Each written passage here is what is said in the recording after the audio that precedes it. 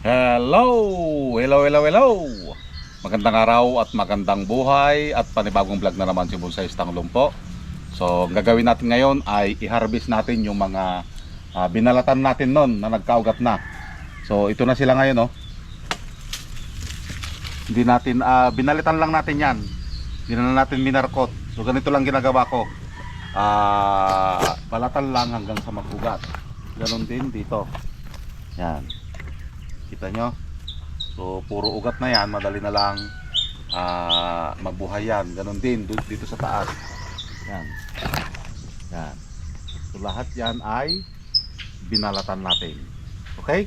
So yan ang kukunin natin ngayon. So let's start. At gamitan nga natin ng lagari na matalas. Yan. Habang nandito yung aking anak, nakabakasyon sila. So meron akong katulong dito sa pagha-harvest ng sanga ng banyan. Siya din ang nagbalat nito, siya din ang mag-harvest.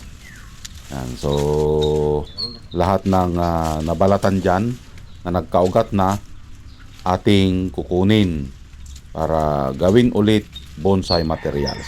Okay? So enjoy lang sa panonood hanggang sa makuha natin lahat ito.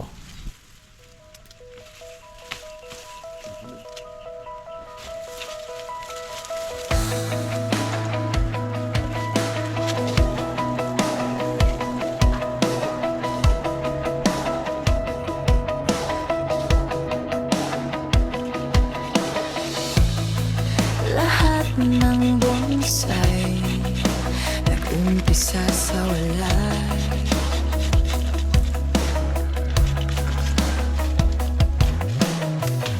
Tahimik sa paso, nakahimlay sa mesa.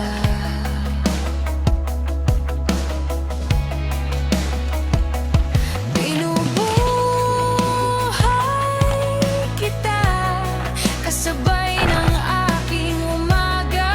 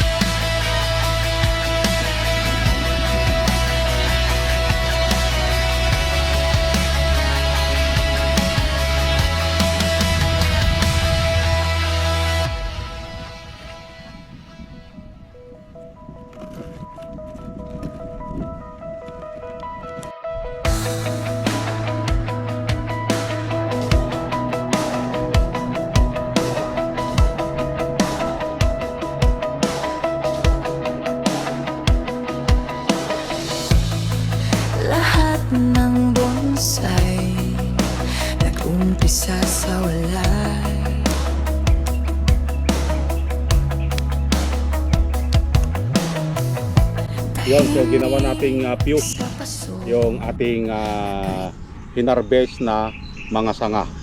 Okay? So kung ikutin natin, ito yung kanyang itsura. Ito yung kanyang pinaka-front. Yan. Okay? So ito yung mangyayaring first branch. Ang mangyayari niyan, itatanim muna natin, lulubog muna natin na ganito. So pinagsama-sama natin yung kanyang mga ugat para mag-fuse. And then tsaka tayo mag-workshop ulit. Okay? Magpuputol pa tayo dyan. So tingnan na lang natin kung ano yung kinalalabasan ng ating bonsai materials kapag ito ay nag-fuse na. Okay? So itatanim muna natin, lulubog muna natin lahat ito. Okay? So ganun lang ang aking ginagawa. Binabalatan lang yung mga sanga hanggang sa mag-ugat, and then saka natin ipipuse. Kasi kung mag-aantay tayo ng individual dito na palakihin or padamihin yung sanga, mas lalo tayong magtatagal. Kung pansamantala, ito yung ating ginawa doon sa ating mga sanga na hinarvest. Okay? So maganda ito kapag ito ay nabuhay. So abangan ang update nito. Okay? So maraming salamat and happy bonsai sa ating lahat. Bye bye.